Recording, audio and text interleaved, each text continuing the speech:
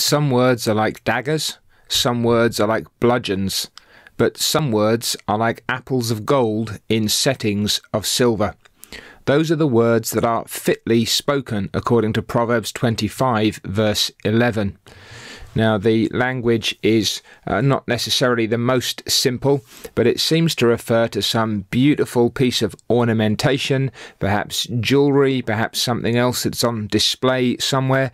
But these apples of gold in settings of silver, there's something that is beautifully precious in itself and beautifully presented in addition.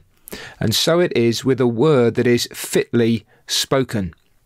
Here is a wise man or woman who is choosing the right words at the right time for the right purpose with the right motive. The care with which they are chosen, the balance of them, the thought that goes behind them, the angle of approach in order that they may be well received, the moment that you select in order to communicate what is in your heart. Now, that may be a word of encouragement, that may be a word of instruction, it may be a word of exhortation, it may be a word of admonition, it may be a word of rebuke. But the point is that these words are well chosen for time, purpose, weight, direction, in order to accomplish what they're intended to accomplish. And when that's so, there is a beauty that is in them. There's something that is delightful about them. If that's true in the more positive senses, how much more so when it is in that matter of admonition or rebuke. Admonition is putting somebody in mind of something. It's bringing something back to somebody's attention that perhaps has slidden away or is in danger of doing so. Rebuke, the reproof that brings to one's attention that in which they are going wrong and calling them back into the right way. Well, if a word fitly spoken generally is like an apple of gold in a setting of silver, then like an earring of gold and an ornament of fine gold is a wise rebuker to an obedient ear. I wonder if there's something in the fact there that the earring of gold hangs upon the ear that carries over to that wise rebuker speaking into the obedient ear.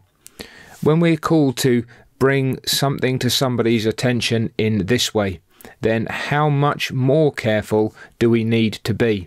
The issue is not so much whether or not we are going to offend somebody. It often happens that rebuke does offend, and that's not going to be our first concern.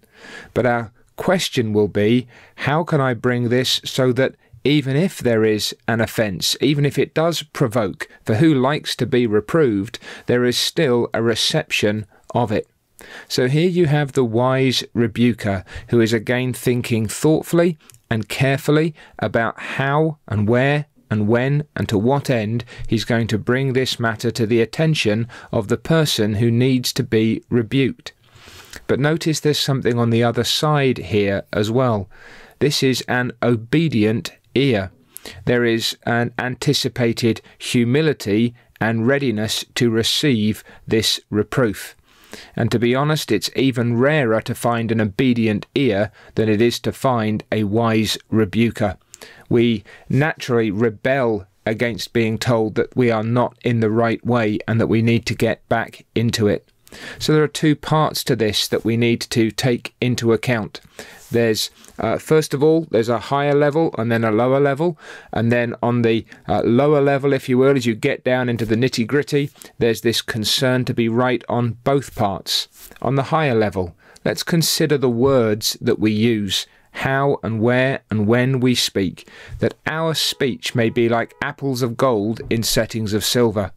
And particularly when we come to deal with sin or confusion or error, that we should be speaking with wisdom.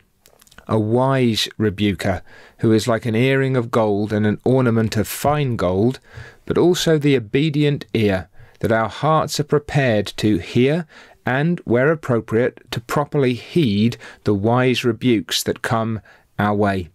There really is a beauty in wise, gracious speech, and there's a beauty too in humbly receiving such words. Let us, by God's Spirit, and for the sake of our crucified Saviour, cultivate such speech and such hearing.